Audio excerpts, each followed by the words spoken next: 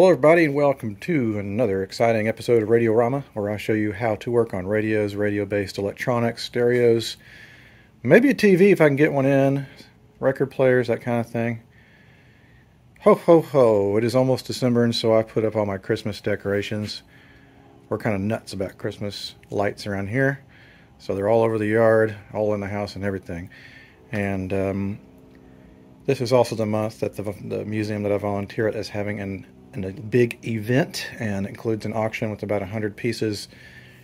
And I have approximately 20 days, well, me and the rest of the other people who are working on these, to get about 100 of these checked out. And the one that I chose, and I can't read the model numbers on this, and I tried looking up all references to it. I've never worked on these one of these in person. I'll just go by what our dear departed friend Robert Schwartz said. He was a member of our organization. He was Dutch, and he and his wife immigrated to the United States, and he was a lifelong collector of Philips radios. Makes sense since it's the brand of his birthplace. And what he told me, these are referred to as Philips plank radios, and they were made, I'll need to confirm this, I think they were made right after World War II, maybe even during the war. And when I get the cover off, maybe I can see if there's any more numbers. I looked up all the numbers I could find and nothing came up. During and after the war, World War II rather, materials in most of Europe were either grossly inflated and out of reach or unavailable. The economy over there was decimated, and a lot of people in the United States tend to forget that. And so you look at furniture made in, for example, like the UK right after World War II, and it's just made out of the thinnest material. And so this radio is kind of economizing on materials by using less wood. We really just have this thin piece of plywood for the entire front, and then there's a few little trim pieces on the top and bottom, and then thin pieces of wood on the sides, and the rest of it's cardboard. And I was told to check this out. I don't know the working condition of it. I was told it worked by Robert, but he passed away some years ago, so I don't know. We took a look underneath it yesterday, and it's all original. And knowing Robert, he was very perfectionist. It could be that he stuffed some of the caps. I doubt it, because these have what I refer to as the Dutch equivalent to deer turd caps, just like solid tar, emulsified paper caps. And they're just as prone to failure as their American, German, Japanese, whatever counterparts. So what I'm going to have to do is take the bottom off here. I believe the bottom and this back here. This back it's amazing it survived with no rips. It's kind of a stiff cardboard. It does have a connection for a phono input, so I'm going to run a line through that hole so that the future owner can listen to music when they switch it to the phono section. And I know some people are like, well, you're altering the set, but really I'm not, because if it was made to have something plugged into it, like a record player, then it's clearly made for running other things through it. This is the antenna, this is the ground. I'm going to do an initial test by slowly bringing it up on the variac, with the idea of immediately yanking the power in case something starts to act funny. Because the tubes in this I haven't looked at them yet, but they're, in post-war, they're either one or two things. Either they're close approximations to American tube types, or they're a weird Euro type that is not commonly available in the U.S. and would cost a lot of money to have shipped here. So enough yakking. Let's take the guts off, or the parts that are holding the guts in apart, and see what's going on in there. Well, here is the back removed on this thing, and there is not much to write home to about this one. There are 4 tubes in it, and here are the tube types here. AZ1, which I believe is probably the rectifier. ECH, there's two ECH4 tubes. I'm assuming that's probably the IF and RF tubes. Then EBL1 is likely our output tube. Here is output tube. Unusual that it has a grid cap on it. And there's a rectifier in front of it. And they are, I'm not sure what you call these bases, but they are definitely not American style bases. And I'm not even going to touch these tubes. I'm going to leave them be because it looks like they've already been glued back together because they probably came loose from their bases a little bit. I might clean the tops a little bit, but you know, no one's going to see inside. It is a transformered set. That is good to see. Because if it's a true hot chassis set, I probably would not have run an audio input through it. It looks like we have a switch in the front. I'm assuming this switches from radio to phono. It probably cuts the IF signal. Now if I carefully tilt this back, and I'm going to fix it, I'm going to recap it laying on its side, or his back here. We have our, it looks like we have a pair of electrolytic capacitors here. Not sure what they are. I'll have to maybe pull this paper off to see what it is. And then all of these black things, these black shiny things, those are paper caps. And these are, you know, what I uneloquently referred to as Dutch deer turd caps. Seems like every nationality has their own deer turd caps. There's RCA deer turd caps, and there's Grundig deer turd caps, and these just happen to be Dutch deer turd caps, and their values are marked on the tar. You got to be careful because it scrapes off real easily. And I looked up every number on this thing, and the numbers are really obscured, and the numbers I looked up, and I looked up different combinations, I cannot find a model number. Actually, you know what? It just occurred to me. Maybe that's the model number, A362414. I thought I saw it on the back, too, A324960. That could just be a part number. I don't know. Usually the model number, I wonder if I went there. We've got these holes here. That sure looks like maybe a tag went there at some point. But usually Philips has the model numbers coming through this window here. When I looked up the number that was on the back, nothing came up. I'll continue trying to look, but I'm going to especially have to look if I get stumped, if I can't find what some of these values are, even though I can kind of guesstimate what they are. These big, huge, fat ones are usually like around 1/10 of a microfarad. These are like probably 1/2 a microfarad. I've done enough of these kind of to guesstimate what they are. This is probably a 50 microfarad cap, and this too is probably a 50 microfarad cap. Now, I don't know why they chose to mount them this weird way versus mounting them up top. Again, like, a lot of these sets were just made out of scraps that they had sitting around after the war. And so they just made do. And let's see here, what does this switch do? Goes from that to that, and that wire goes through this cap, and that cap goes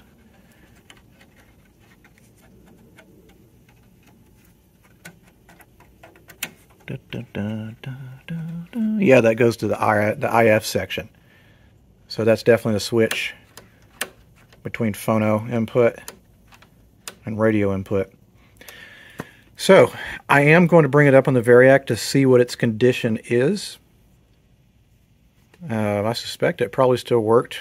Robert, again, was very obsessive compulsive in a good way, and so we'll just make sure it still works, which in that case means we're dealing with just a plain old-fashioned recap job. Got to be careful with these guys. They use a lot of these ceramic tube capacitors. These guys, a lot of people confuse them for resistors. They're not. They'll snap if you look at them. So when you're digging around through here, just be real careful. Take your time, especially with these guys. They're just fragile as all get out. That's my experience with the Philips. It seems like they're very delicate radios. Very easy to break a lot of things in here. Well, before I do this test, I will update by saying I did find what the model actually is. It's called a Philips BX-360A, and indeed it is referred to as der plank, literally a radio chassis bolted to a plank of plywood because lumber was scarce after the war. It was made in between 1946 and 1947, so there you go. Now I have a reference point. Alright, now that we got that settled, let's go ahead and bring it up on the Variac. I'm going to start off maybe at about 40%. And I'm going to look and see if we have pilot lights, which we do. I can see them. I'm just going to let this sit here for a minute. Meanwhile, I did find a schematic on Radio Museum. Unfortunately, it's incomplete. This is all that I could find. It just shows like where resistors and capacitors go, but it doesn't list what those values are.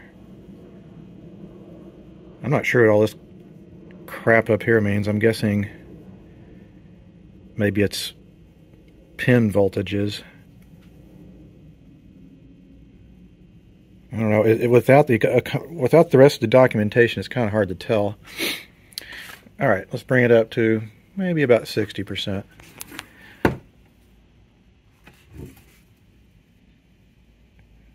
I hear a little bit of a hum, but I'm not sure if that's just from far off airplanes that are constantly going over my house or what. Bring it up just a little bit more. I don't see any smoke. I don't hear anything funny. There's no antenna on this, and with 4 tubes, it's probably not going to pick up anything. All right.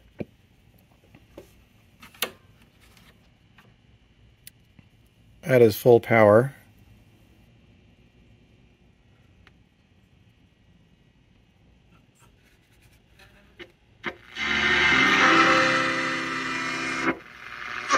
So the quarterback really is.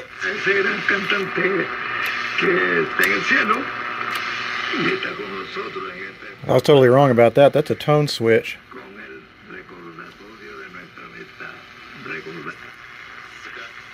Price for regular is down at The plant steroid. price index. There's going to be a time. All right, well, I'm going to go ahead and turn it off. I'm wondering here, is that the incoming phono? Let's get the cover back over here. I'm going to go on like that. Yep, that's the record player jack. So I'm guessing that little black thing, probably if you plug in a record player jack, that would cut the IF signal. And you can see this black wire goes to this green wire, which jumps over to the bottom of this IF can. So I guess that makes sense. You're cutting that signal. So I might have to mount a little switch through one of these holes. I'm not going to drill any holes in this thing, but there's already holes here, so no big deal. And that will serve as the same purpose of this, because I don't have any of those jacks. They're probably some weird Philips 1946 only jack. And like I said, I don't have any reference in the schematic as far as what values are, so I'm just going to have to take things apart and read what's printed on them. Hopefully everything has a value. Usually they do. And in my experience, the European sets tend, for some reason, generically always have 50 microfarad caps in it. So I'm going to carefully take this apart. I usually start with the electrolytics and then work my way through all the paper caps. Alright, so I replaced the first electrolytic. It was pretty straightforward. It was a 32 microfarad cap rated at 350 volts. So I replaced it with this 47 microfarad cap, which should work just fine. There's a second electrolytic here, and you know, it'd be easy to accidentally assume that it's chassis ground, but it's not. You can see it's wrapped in this cardboard tube. And this is the grounded side of the cap. This is the body of the capacitor. And yes, it goes to chassis ground, but it goes through this enormous cap first. And there's a bunch of other things that are stringing off of it. So if you were to make that go to chassis ground, it probably wouldn't work. You'd probably get a tremendous amount of AC hum pollution coming in. So anyway, I'm going to have to find a new terminal strip for all these guys to go. Maybe could just use an existing one, or maybe put a new one in. We'll see. Alright, so I was able to replace both the electrolytics. I mounted a little terminal strip here so that we can, float the ground on this as it's supposed to be. And now I'm going to have to proceed with replacing the rest of these paper caps. That guy might be an electrolytic, or it's just a huge rated cap like a 0.5 or above. We have a total of 1, 2, 3, 4, 5, 6, 7, 8, 9, 10, 11, 12 caps to replace. And it looks like we just have a few different sizes, so if I can find the value of at least one of each size, then I'll know which value to replace with each. I'm going to replace some of these weird ones that are crammed up in this area going to ground. You got to be careful pulling these off here. They shatter really easily, and then you might not be able to read the value. Again, I wish the schematic I had a parts list so I would know what to reference with what, but I'm just going to have to wing it here, which is fine. That's how I usually do it. But then again, I've never worked on one of these sets, so it's not as familiar to me. Here, I wanted to show you what happens to these things. As I mentioned, they're real fragile. And when I pulled this out, it just shattered, and I couldn't read any of the markings on it. So I looked at where it was coming off of. It's coming off the volume pot. And so I just looked at its physical size and also my typical expectations about caps that are attached to volume pots.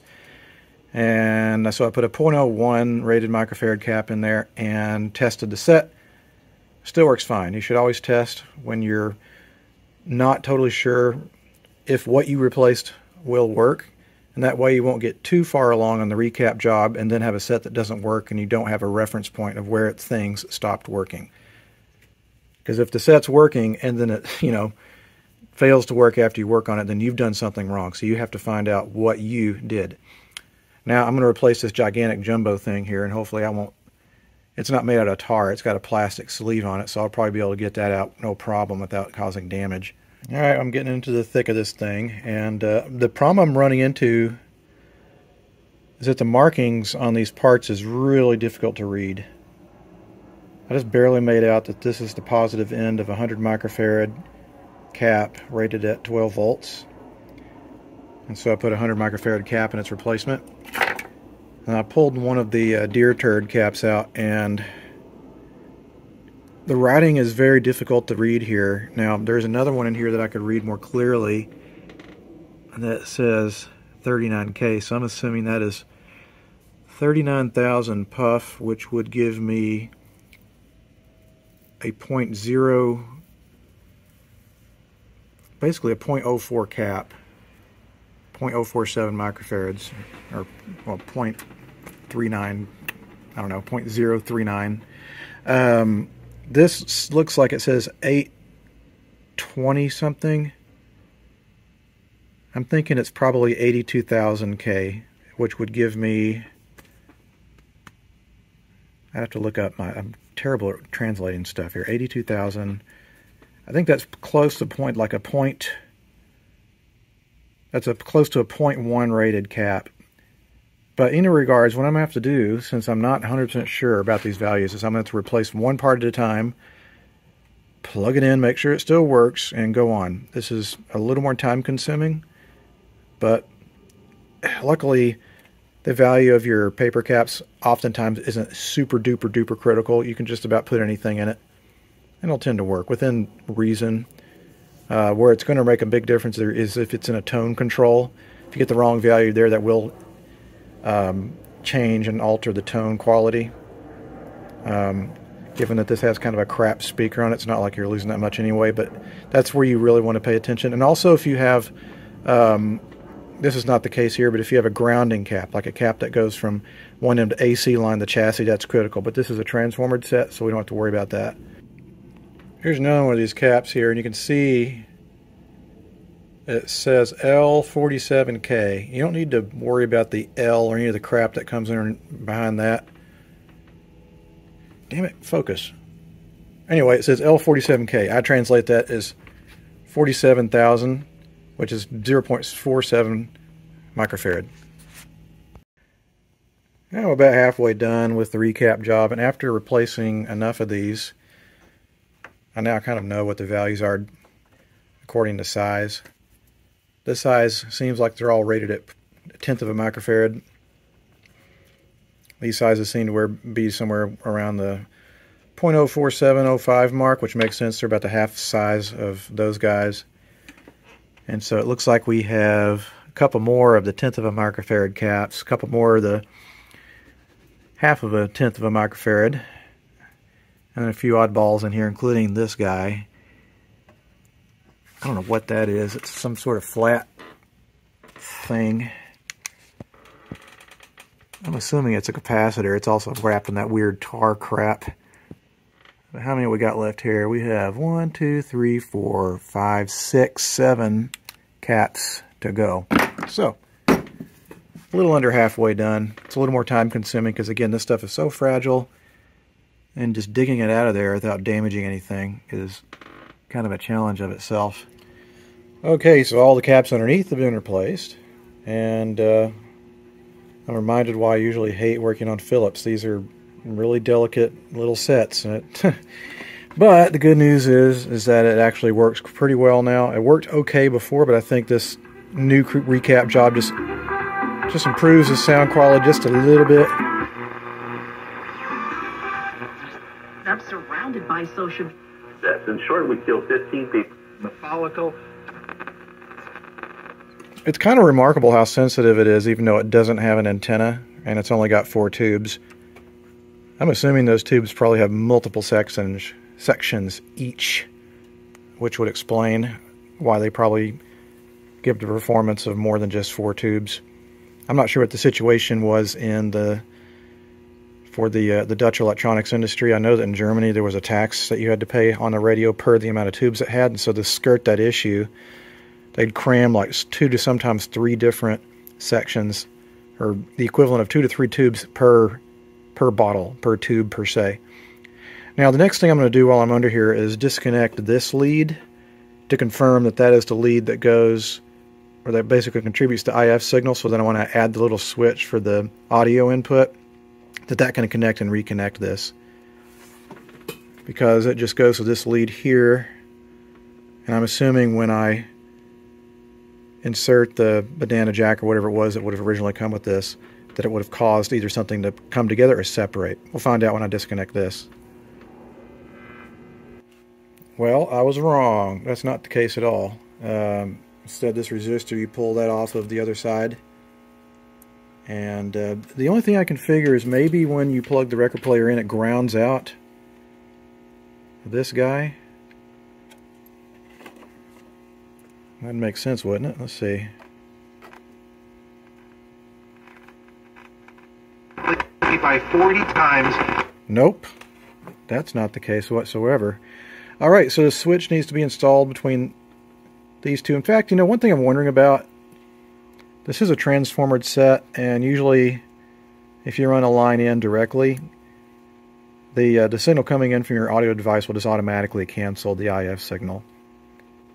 So I'm going to try that, because that'll give me maybe cleaner audio. I'm going to resolder that and just attach a audio line real generically. I'll tack it in, see if that's the case, and if that is the case, then that's what I'll do. There's no need to install a switch then. I think there's an electrolytic on top of the chassis that needs to be also replaced.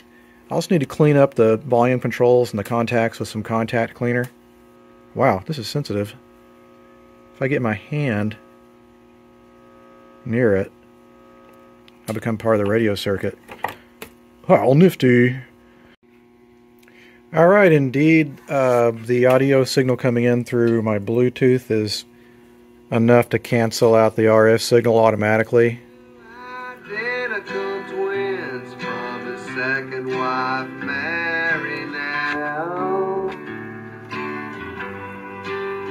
course he brought his new wife. Anyway, seems to be working pretty well. That means what I'm going to do is I'm just going to run a line in through the existing hole here, and I'll have to tie the right and left channels together through a set of resistors so we can get true mono. But the bottom line is I'm not going to have to drill any holes in this set. I'm not going to install any switches or anything like that. So if anyone comes in here and sees this in the future, they just desolder it and the radio is exactly as it was from factory. But again, you just unplug this thing and your radio comes right back to life, no problem. So let's flip the top of the chassis over after I wire this in and replace that electrolytic and do some contact cleaning. And then I'm going to see if it also has a fuse installed, because it definitely needs one. And then we'll call this one good to go. Alright, well there's 3 more capacitors to replace up the top side here. We have another electrolytic and 2 more paper caps. And I removed the grid cap off and gently pried out the output tube so I have more room to work. And as far as the fuse, of course the way the plug goes in here is really awkward and weird. So what I'm going to do is I'm going to run a fuse off of the main tap off of the voltage selector. It's hard to film with this center guy. I'm going to detach this fat yellow cable and run a fuse between these two, and that should be sufficient to provide fuse protection in case there's some sort of catastrophic failure. Because finding a replacement transformer for this that would be period and model correct would be pretty difficult. Not impossible, but pretty difficult. So just replace the rest of those and install a fuse holder. And it'll be time to do some cleanup and final testing, and hopefully we'll be done. Okay, so the last of the caps have been replaced, and we got our fuse attached here coming off of the main tap of the power. Let's make sure everything still works, which I can't imagine it wouldn't. But then after that I'll put the cabinet back together again. And we'll do a final test, and hopefully this guy can be considered done.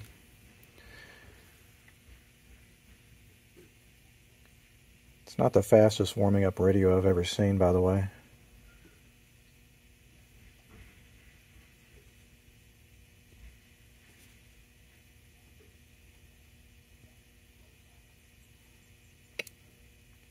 Uh-oh.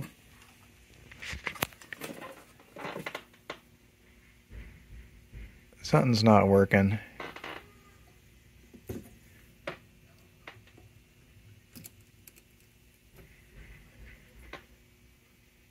Well, that's fascinating. What the hell just happened here?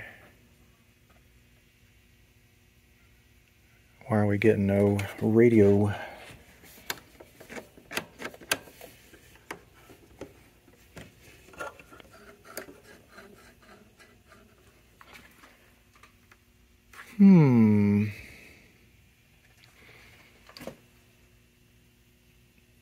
That's no good. Let me see if we got audio.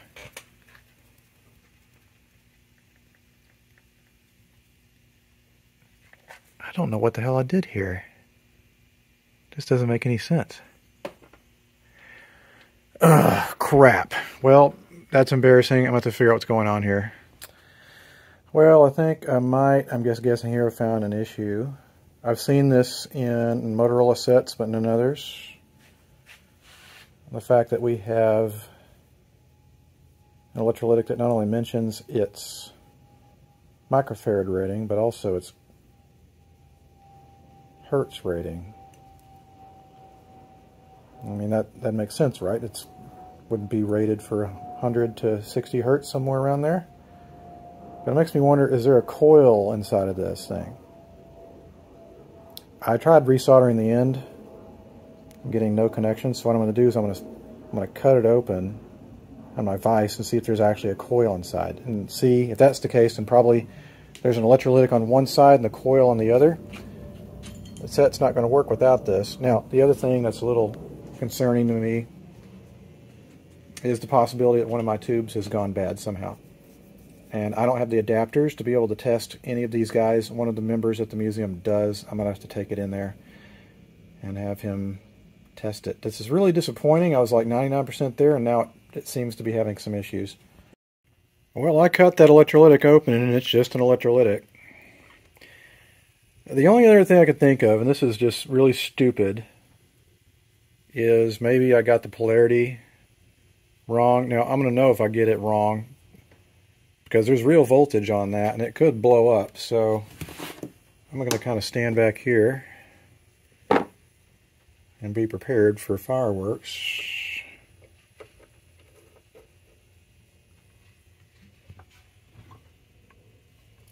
Shit. It'd help if I got it closer to the plug. Let's make sure it's turned on. It is turned on. Okay. Here we go.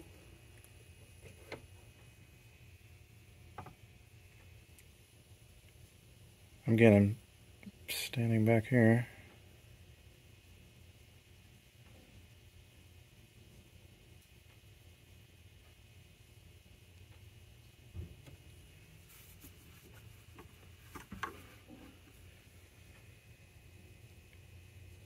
Nope.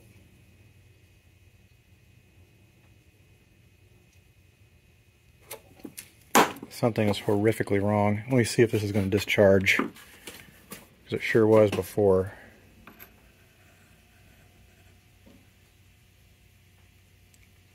No, it's not discharging now. See how hot this thing is, if it's hot.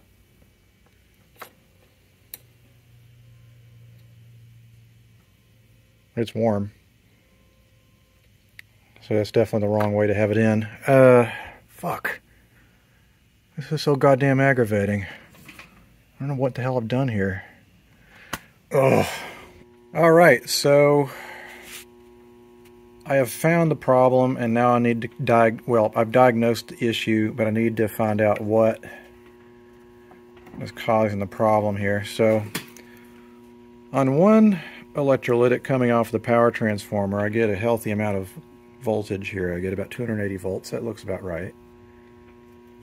But then I go to the other electrolytic and I'm getting nothing. So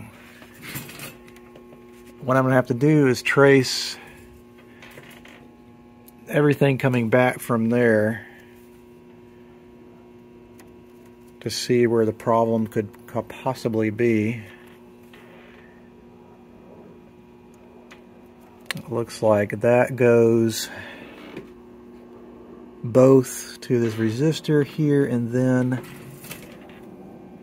a wire that goes to this resistor.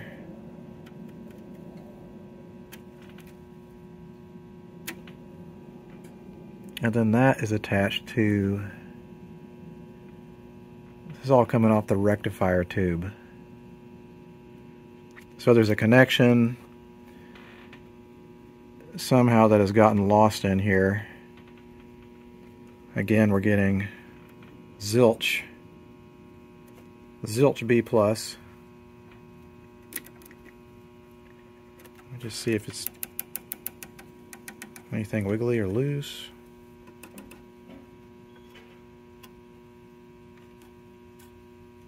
Nope. Let me measure my AC voltages coming off my rectifier here. Let me make sure that's the rectifier. Is it the rectifier? I'm just not... No, it's not the rectifier. Not the rectifier at all. The rectifier is over here. I'm grabbing my thing here. Dang it. Stuck on a screw. Alright. AC. Nothing on that pin. And again, I'm not sure how these pins work on these guys. Wow, that's clearly filament. Right there, we got about 5 volts. Seems about right.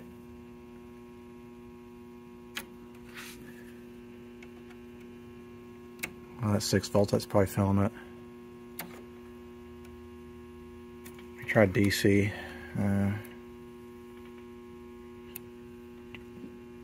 Yeah, something is dead. Something went dead, very dead. So what I'm going to start doing is just measuring the resistors that are from the front all the way back to see if I've got something that's gone open here. I think I'm zeroing in on what the problem might be. There's a jumper wire that runs from one side to the output transformer to the other, and when I was digging around in there with my little probe, this connection right here was loose, like the soldering job had come loose. And I think that might be the reason we're not, like I'm losing my B plus down the chain here. So I'm going to reattach this and see if that solves our weird little predicament that we're having. Billy, I'm sorry I have to do this to you. Go ahead now. No. But I still Alright, well that was the problem. Who had one of these? Stupid! I feel like such a dunce. Like I spent probably 2 hours like combing over the schematic, like trying to figure out where I was losing it. And I checked everything up and down the rail, and it was just totally fine. There was nothing out of sync, nothing out of whack. Just a bad solder joint. It's amazing how little it takes to completely derail a project. So I'm going to solder that on there good and solid. And test it again, and hopefully it'll be all good to go. Put it back together again. And you guys can poke fun of me all you want in the comment section down below. It's totally fine. Okay, I finally got it all back together again. Got the nice cardboard back on. Got my Bluetooth playing through it.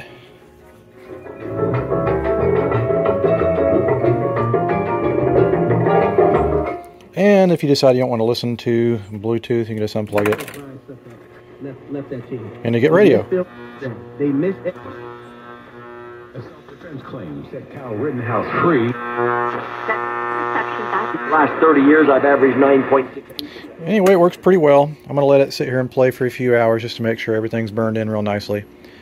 So, challenging, interesting, and somewhat frustrating project, but I'm glad that it's now back up and running and fully restored. And tell you guys, the ones that you know me, this thing is going down December 18th. So if you want to own a really strange radio, there's your opportunity. All right, everybody, thanks so much for watching. And until the next time a radio comes across the bench, which there will be plenty of, see you next time. Thanks so much for watching.